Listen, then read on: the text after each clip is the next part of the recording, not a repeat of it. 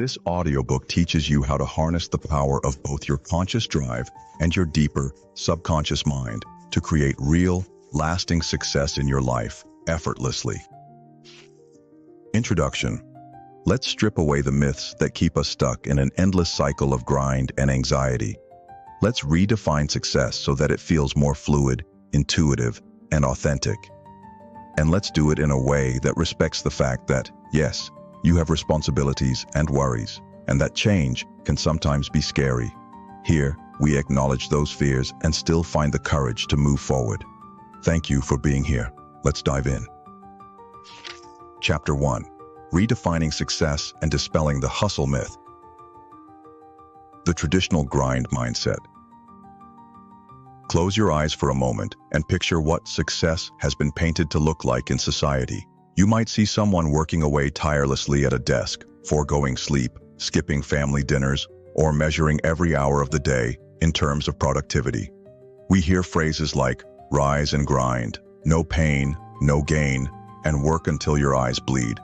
The unspoken message is that if you aren't hustling, sacrificing, or burying yourself in endless to-do lists, you're doomed to fail. Now, if we're honest, that image can feel both motivating and exhausting at the same time. Motivating, because there's something energizing about going after a dream with all you've got.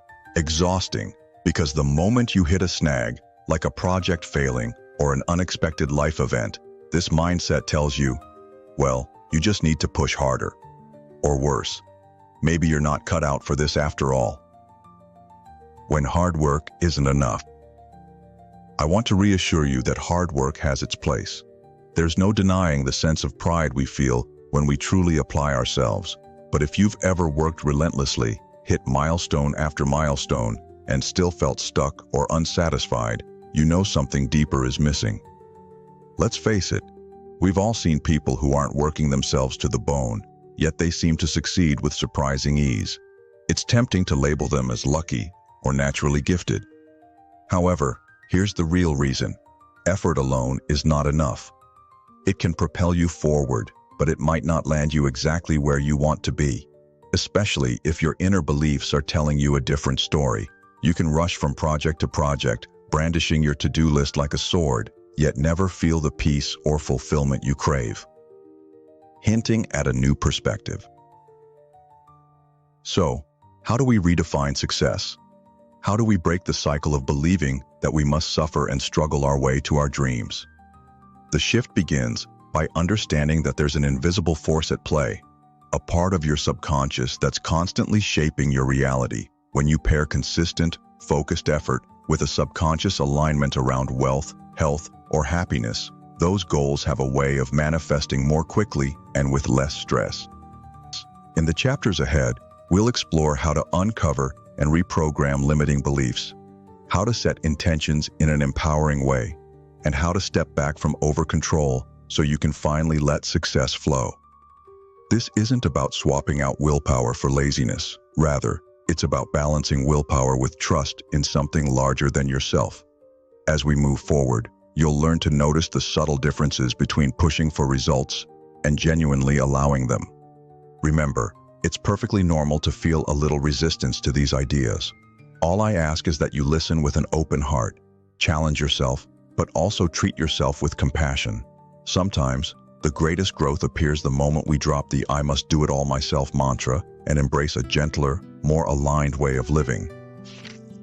Chapter 2. Inner intention versus outer intention. Think back to our discussion in the previous chapter about redefining success. We explored how simple hustle and grind often yields diminishing returns when we rely on it exclusively. There's a powerful shift that happens the moment we understand that our desires, our willpower, and the intangible energy shaping our experiences all work together. This chapter delves more deeply into the concept of inner intention, your personal, conscious drive, and outer intention, the subtle, almost mystical force that brings desired outcomes to you. And, most importantly, how to balance them. Understanding inner intention. When you hear the phrase inner intention, imagine that determined voice inside your head that says, I have a goal. I'm going to do whatever it takes to reach it. This is the part of you that can plan, strategize, and follow through with tasks. It's the conscious mind at work. For example, let's say you want to start a business. Your inner intention might look like writing a business plan, waking up early to market your services, or reading countless how-to guides online. Inner intention is a fantastic tool. It helps you focus and move forward in tangible ways. But as we touched on in Chapter 1, relying solely on this drive can lead to burnout, frustration, and, at times, stagnation. Why? Because while your conscious mind is ready for battle, your subconscious mind may still be sending out signals that say, "This is too hard," or "I don't deserve success," or even, "I'm too afraid to risk failing." When these invisible, underlying beliefs clash with the conscious desire, progress becomes an uphill battle. It's natural to wonder, if I just try harder, won't my belief system eventually adjust? Sometimes, yes, but it can be a slow and painful route, filled with self-doubt. In other words, inner intention alone often pushes us to force results that we can't truly sustain. That's where outer intention steps in. The power of outer intention. Outer intention can feel a bit more mysterious, yet it's something you've likely experienced many times. It's that gentle ease or flow state where everything seems to align itself at the right moment. Think of it as the deeper currents running beneath the surface of your conscious thoughts. When those currents are moving in harmony with your goals, events just seem to fall into place. Small, real-life moment. Maybe you were worried about meeting the right mentor, and suddenly you struck up a conversation at a cafe with someone who turned out to be exactly the guide you needed. Or you were looking for a new job, and an unexpected opportunity arose from a friend's casual mention at dinner. This is not luck alone. It's the synergy between desire and deeper-level belief. A synergy that we're calling outer intention. In Chapter 1, we talked about how focusing relentlessly on something we don't want, like a negative outcome, can accidentally draw it closer. By that same logic, when we remain open, trusting, and assured that what we do want is on its way, we create a welcoming space for that reality to show up. Outer intention is less about "I must" and more about "I allow." It's the practice of receiving what you intentionally create space for. Yet there's a fine line here. Outer intention isn't about wishing for something and then passively waiting. It's about forming a decisive, confident inner state, almost like a knowing, that doesn't rely on constant proof or reassurance. You can think of it as a sturdy blueprint in the subconscious that quietly shapes your day-to-day life behind the scenes.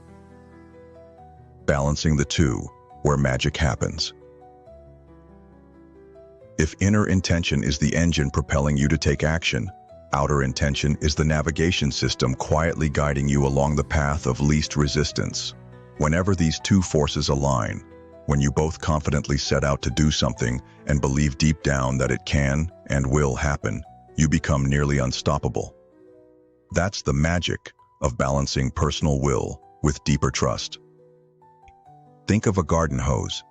Inner intention is the strong grip you have on the nozzle, deciding how to aim and when to spray. Outer intention is the water pressure behind the scenes, largely invisible to you, that makes the flow possible. Grip too tightly, twist the hose, or fight it, and the water won't come out efficiently. Grip it just right, trusting that the water supply is there, and you can easily direct a powerful stream. Many of us, in our drive for success, tighten our grip so much that the water flow becomes kinked, rather than stepping back, trusting that the pressure is there and letting the water flow naturally. We strain ourselves. This is exactly what happens when our inner intention is locked in a battle against limiting subconscious beliefs or a lack of faith in the bigger picture. It's why Chapter 1 stressed the pitfalls of the hustle myth. Here in Chapter 2, we see how to counter that myth by letting outer intention amplify the work you're already doing, rather than forcing you to do everything alone. Spotting your own imbalance. So how do you know if your inner and outer intentions are out of sync? The first clue is feeling perpetually drained. If every day feels like a climb with no plateau in sight, it might mean your subconscious blueprint isn't in agreement with your conscious plans. Another clue is overthinking. Constantly second-guessing or over-planning can indicate that you're trying to make up for a lack of internal conviction by doing more on the surface. On the other hand, If you find yourself rarely taking action, hoping that sheer visualization will solve your problems, that can point to an over-reliance on outer intention. Remember, outer intention can open doors, but you still need to walk through them. A helpful question to ask yourself is, do I believe, without any doubt, that what I desire is already meant for me? Am I taking steps, big or small, to honor that belief? If you can answer yes to both, inner and outer intention are likely working in harmony. How do you start aligning them? Create a daily alignment ritual. Set aside a few minutes each morning or evening to visualize what you want. See it, feel it. Then, jot down 1 or 2 small actions you can take that day or the next to move toward it. You're combining conscious direction, inner intention, with genuine belief in its eventual reality, outer intention. Develop awareness of language. Pay attention to how you phrase your goals. Instead of saying, I want to start my own business, but I don't know how, try, I'm learning how to start my own business, and I trust the right resources will come. It might feel awkward at first, but this language shift nurtures that quiet confidence within. Practice letting go. After you've done your visualization and identified a small action step, consciously release the rest. Tell yourself, I've done what I can today. I allow things to unfold. If you sense anxiety creeping in, remind yourself that tension will only block the flow we're seeking. A glimpse ahead. In the next chapter, we'll talk more about the subconscious mind and how it gets programmed, often without our awareness. We'll examine why certain people seem to slide into success more smoothly, while others keep hitting invisible walls. It'll be a deeper dive into that water pressure of outer intention, with practical steps to reprogram old beliefs and open yourself to greater possibilities. For now, remember this. If Chapter 1 was your introduction to how relentless push can become counterproductive, Chapter 2 is your call to embrace a new balance. When we shift from, I must do everything, to, I am co-creating this outcome, trusting deeper forces at work, an entire new realm of possibilities emerges. As you close out this chapter, take a moment to reflect. Where in your life have you been gripping the hose too tightly? And where might you be leaving all the work to an invisible flow without taking enough real-world steps? Whether in relationships, career goals, or personal development, that middle ground between trusting the flow and steering the ship is where your power truly resides. Now, let's continue your journey by exploring exactly how to tune the subconscious mind to lock in these new possibilities without the struggle. Get ready for a revealing exploration into how your background beliefs shape your reality in Chapter 3.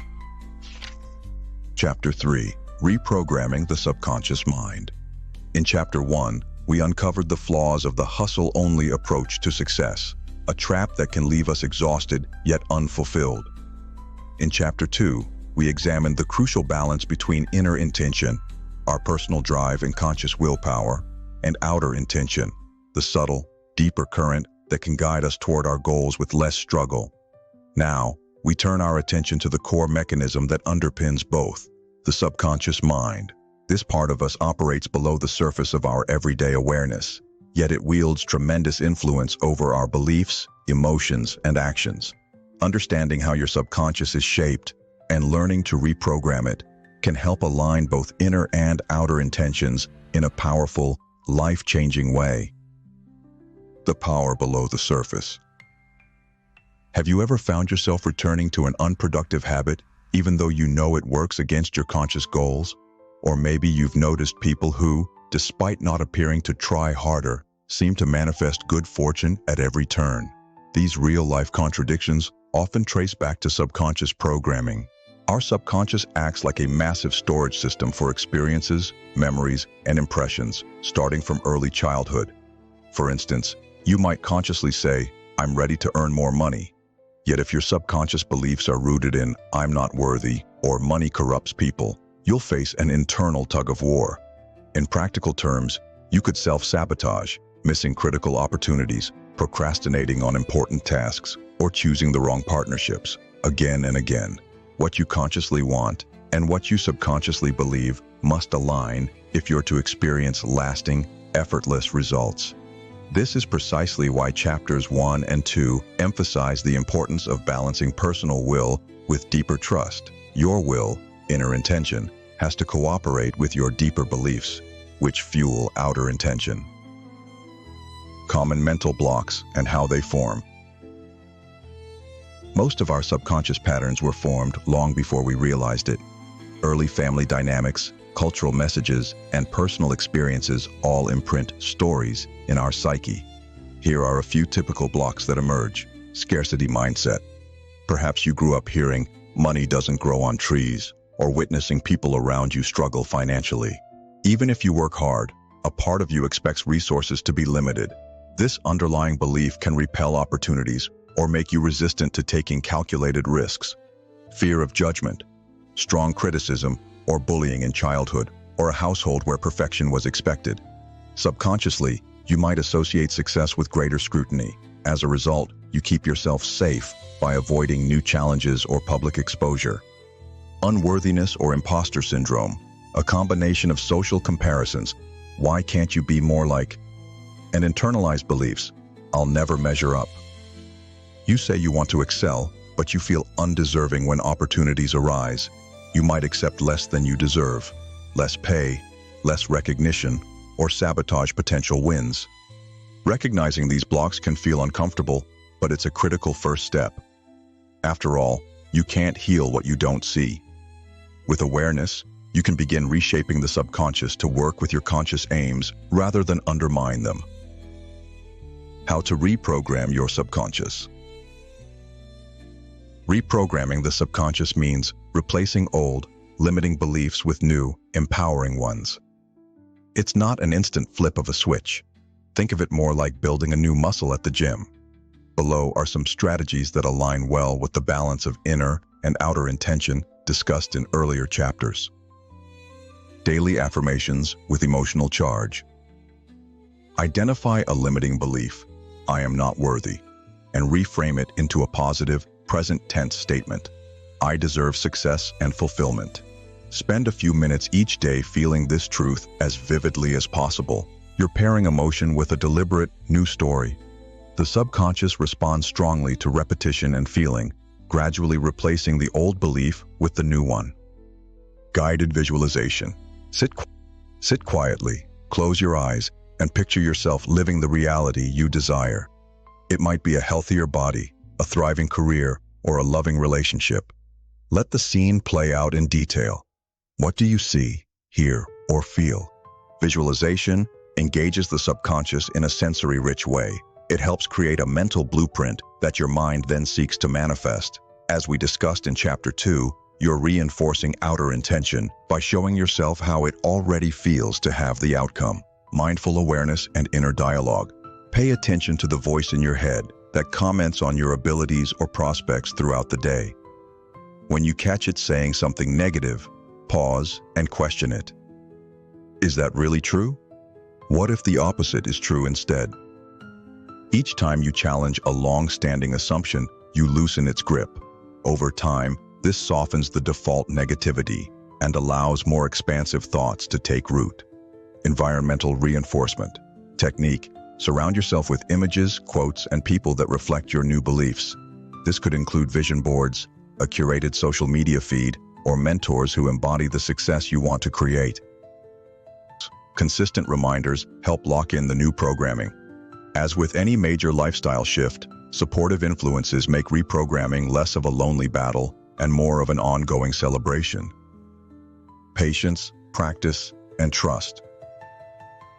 It's important to remember that you're effectively unlearning years, sometimes decades, of reinforced patterns. Be patient. Give yourself credit for every small shift. One day, you'll catch yourself effortlessly acting in ways that reflect your new beliefs. Maybe you'll boldly ask for a raise instead of staying silent, or you'll calmly handle a conflict instead of letting anxiety take over. These moments of victory are signs that your subconscious is aligning with your conscious aspirations.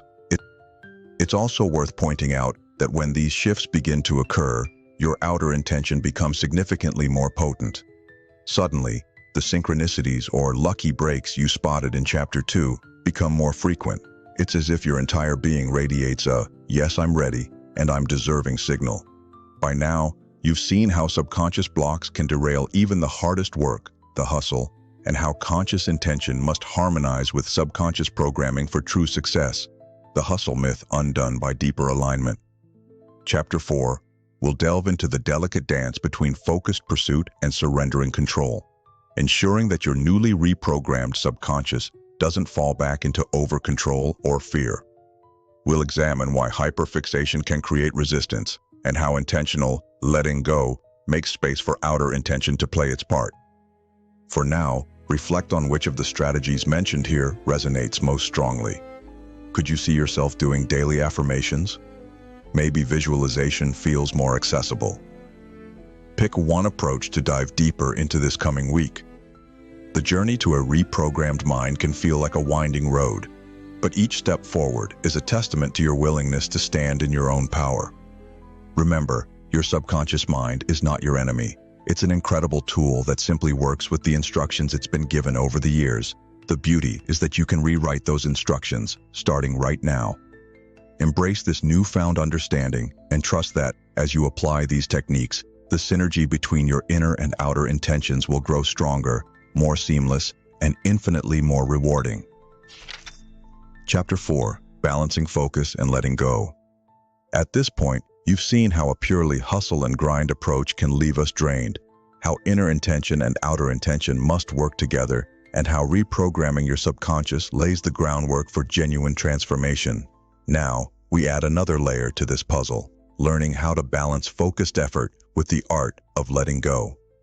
It's one thing to know what you want and consciously commit to it. It's another to allow time and space for that intention to bloom without strangling it with anxiety or over-control. If Chapter 2 taught us that outer intention flows more freely when your subconscious is in alignment, this chapter will help you cultivate the environment in which that alignment becomes effortless. Why we need both focus and surrender. Let's start with a simple analogy. Focus is like planting seeds in a garden, carefully choosing the variety, spacing them just right, and giving them the water and nutrients they need. Letting go is stepping back so that sunlight can reach them and nature can do its work. If we only focus, checking on the seeds every minute, overwatering, hovering, and constantly digging them up to see if they're growing, we risk stunting their progress. By the same token, if we only let go without any initial plan, just haphazardly tossing seeds onto the ground and trusting the process, we might not see the results we want because we haven't been deliberate about what we're planting. From an inner intention standpoint, focus helps you set clear goals and follow through with deliberate actions. From the outer intention perspective, letting go provides room for your subconscious beliefs and the universe at large to fill in the gaps, often in ways you could never have predicted. True success finds its sweet spot in the synergy of these two forces. Recognizing when to let go.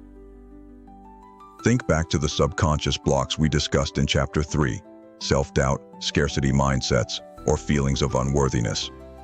Often, when we grip too tightly to our goals, we're operating from a fearful or scarcity-driven place. If I don't do everything in my power to force this outcome, it won't happen. But this mindset inadvertently closes off the natural avenues through which your intention might manifest.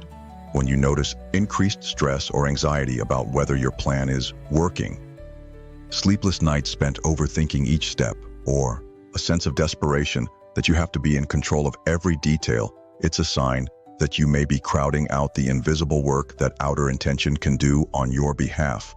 In essence, you're stuck in focus mode and neglecting the equally vital phase of surrender. The paradox of high performers. It may sound contradictory, but many top performers, even in high-stakes fields, pair their hard work with moments of deliberate detachment. Take professional athletes, for example. They train with intense discipline, inner intention, but know that on game day, they have to release overthinking and trust their body's ingrained muscle memory and instincts, outer intention.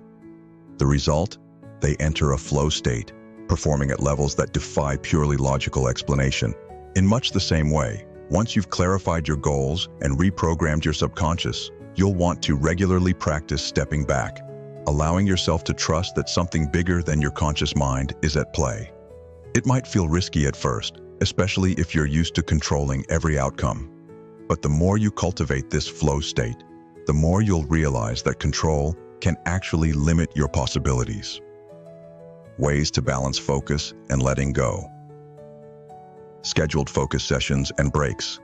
Pick a set time each day or week to do your focused activities, planning, taking direct action, researching, etc. When that time block ends, stop engaging with the task, move on to something else, or take a complete break. You give your best effort when you're focused, then deliberately switch off, trusting your subconscious to keep working in the background. This reduces burnout and invites creative or serendipitous insights to surface. Mindful transitions.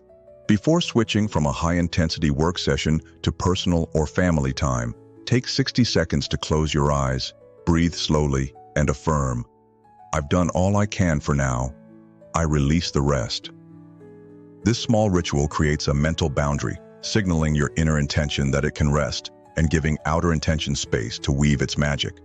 You'll return to the task refreshed rather than mentally juggling it round the clock. Trust-building exercises. Start with smaller goals, e.g., intending to find a good parking spot or get a friendly text from an old friend. Set the intention, do minimal effort, perhaps just arrive in the area you need to park, and then let go. Notice how often these small intentions come true without force. Building trust in little ways helps you strengthen your letting go muscle. Once you see it works with small things, you'll have more confidence to apply it to bigger ambitions. Use your emotions as a compass. If you're feeling overwhelmed and tense, it's a clue you may be over-focusing. If you feel apathetic or unmotivated, you might be too detached. Emotions are feedback signals. When tension spikes, step back. When energy and momentum surge, lean in. By riding these emotional cues, you naturally oscillate between periods of focused action and deliberate surrender. Overcoming the fear of doing nothing. One of the biggest hurdles to adopting a balanced approach is the nagging worry that if you're not constantly pushing, you'll somehow fail or fall behind. This fear often stems from the very subconscious conditioning we explored in Chapter 3. When you catch yourself in this mindset, remind yourself that letting go is not laziness. It's an active, essential part of creation. Reframe. I'm not neglecting my goals, I'm giving them oxygen to grow. Keep a journal of any unexpected wins or pleasant surprises that occur after you've deliberately released control. Over time, you'll have visible proof that letting go does help you, not hinder you. By now, you've built a foundational understanding of how to avoid the hustle trap, balance inner and outer intention, reprogram old beliefs that undermine you, alternate between focused effort and surrender. For now, reflect on where you can introduce more letting go into your process. Is there a project or goal that's tying you in mental knots? Could you apply the scheduled focus, scheduled release idea? Remember, growth often happens in the downtime, just like muscles that repair themselves when you're not at the gym. By consciously weaving moments of rest and trust into your pursuit, you set the stage for success to unfold with more grace, less force, and deeper fulfillment. Chapter 5. Overcoming Resistance and Self-Sabotage. In the previous chapters, you learned how to set clear intentions, balance inner and outer intention, reprogram your subconscious, skillfully focus, and then let go. By now, you have a robust toolkit for manifesting meaningful change. Yet it's also common, almost inevitable, to encounter a different kind of obstacle on this path: resistance and self-sabotage. These internal barriers can appear just when you feel you're making the most progress, almost as though a hidden force within you is working against your conscious plans. While frustrating, this phenomenon is actually quite normal. Resistance and self-sabotage often surface as you stretch beyond your familiar comfort zone, testing your commitment to a new identity or reality. The good news is, once you understand how these forces work, you can use the same principles from earlier chapters to gently, but decisively, move past them. What is resistance? Resistance is that invisible pushback, an inner tension, that arises when we attempt to create change. On one level, it can manifest as procrastination, anxiety, or a sudden flood of excuses. On a deeper level, it's your subconscious mind trying to maintain the status quo.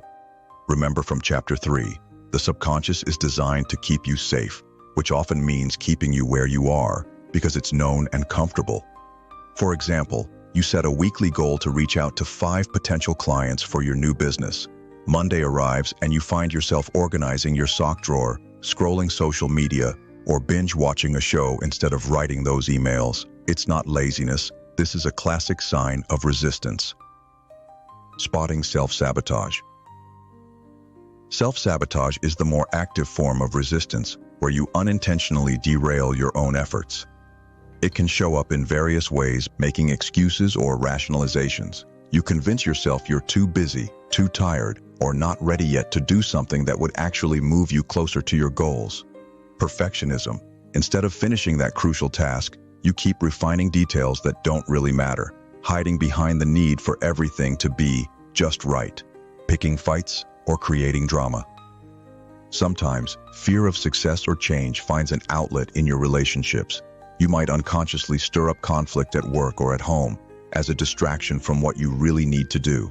Overindulging, turning to comfort food, overspending, or other habits can temporarily soothe the discomfort of growth, but ultimately block you from forging ahead.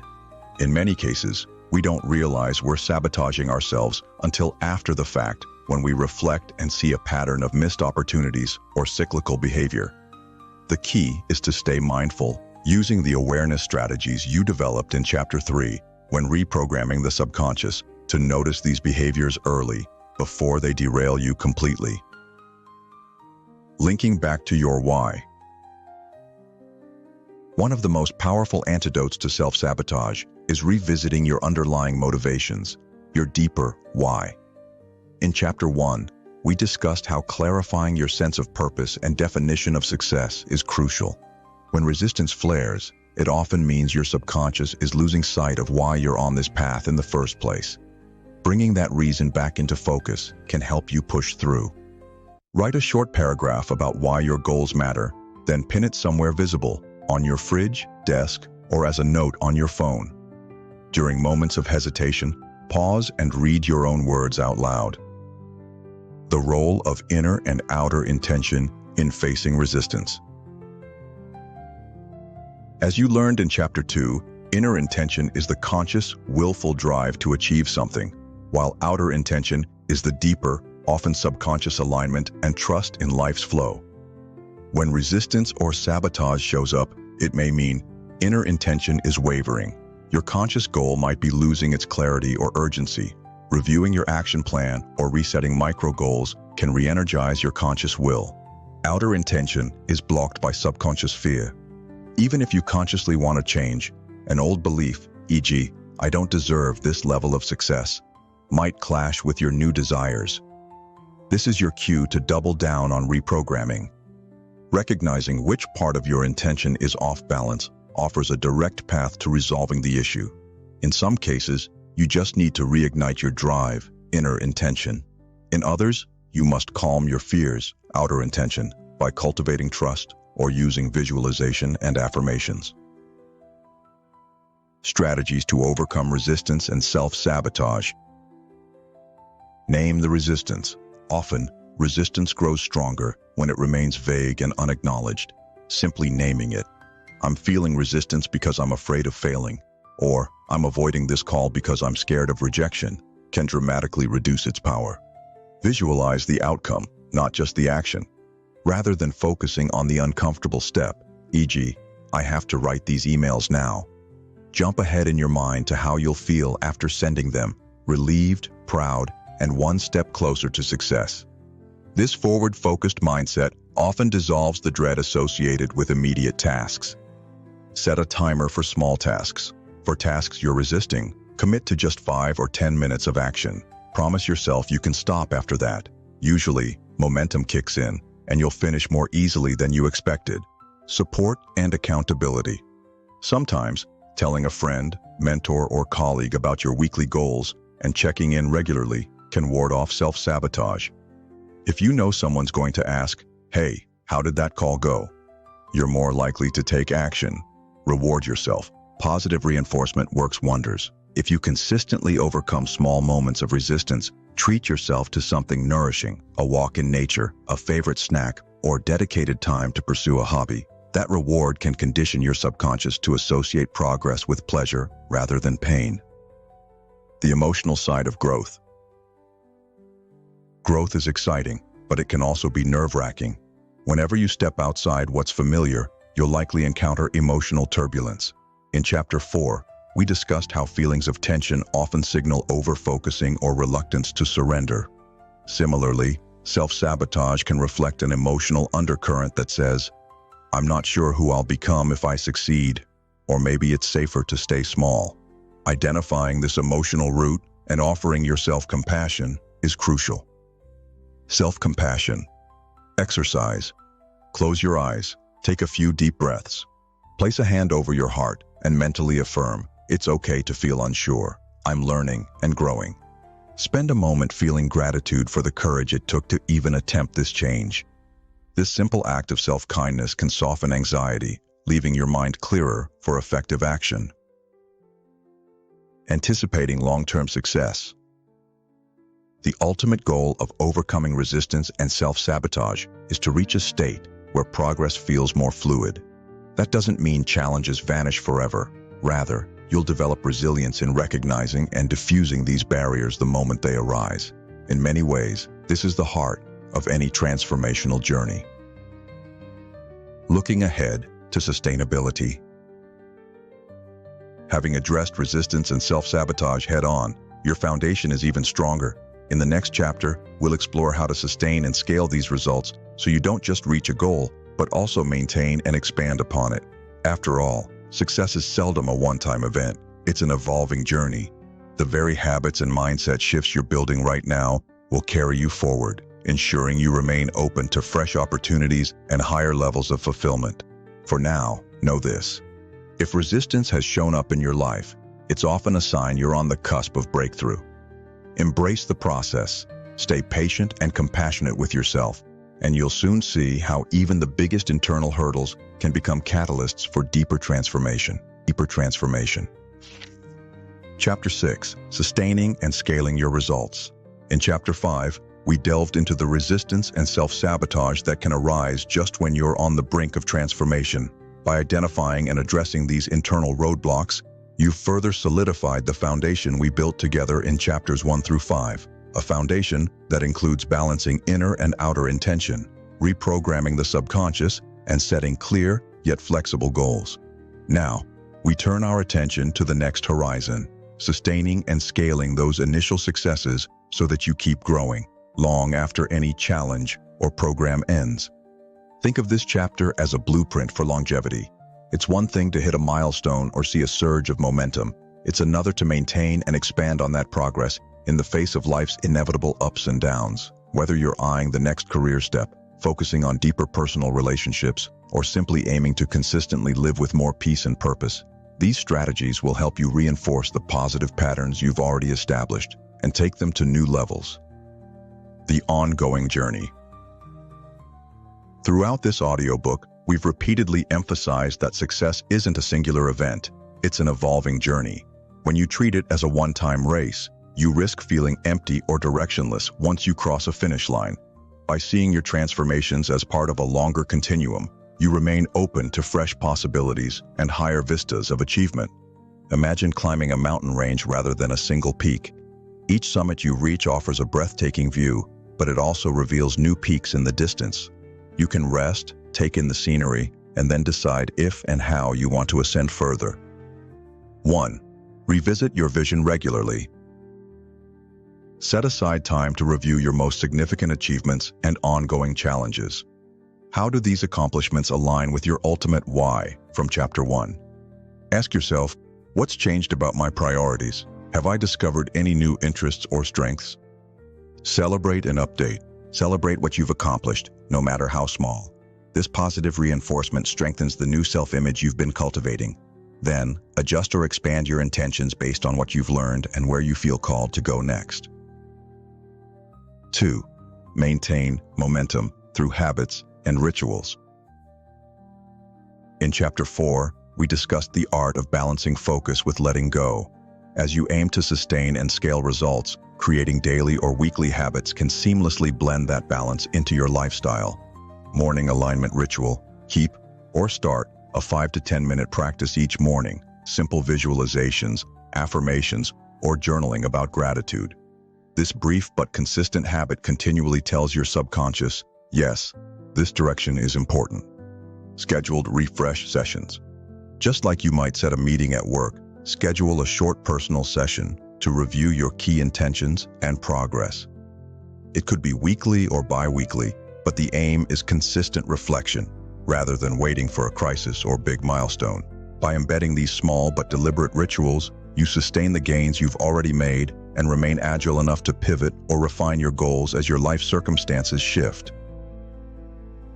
3. Expand your circle of influence.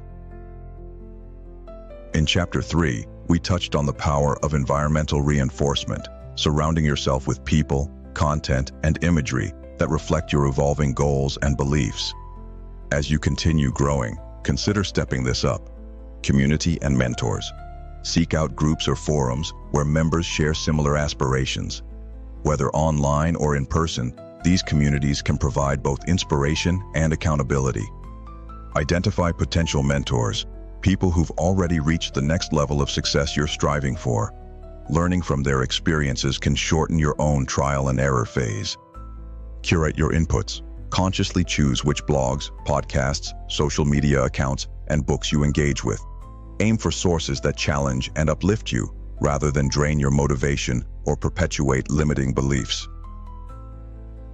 4. Embrace incremental growth with stretch goals. At this stage, you might be more comfortable setting and achieving intentions. To scale further, practice setting stretch goals, targets just beyond your current comfort zone. What is a stretch goal? A goal that excites and slightly intimidates you.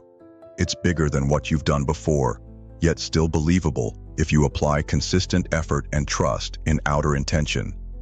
Example, if you've successfully made an additional $500 per month with your side business, your next stretch might be $2,000 per month, something that forces you to innovate or refine your approach. Note, stretch goals shouldn't feel so impossible that they trigger self-sabotage, Chapter 6, nor should they be so easy that you coast. The sweet spot is that tantalizing space where you're nudged to grow without overwhelming your subconscious safety mechanisms. 5. Continuously work with both intention forces. Inner intention updates. As you reach higher levels of success or fulfillment, revise your practical game plan. Are there new skills to learn, fresh strategies to implement? Stay proactive and curious. Outer intention reinforcement.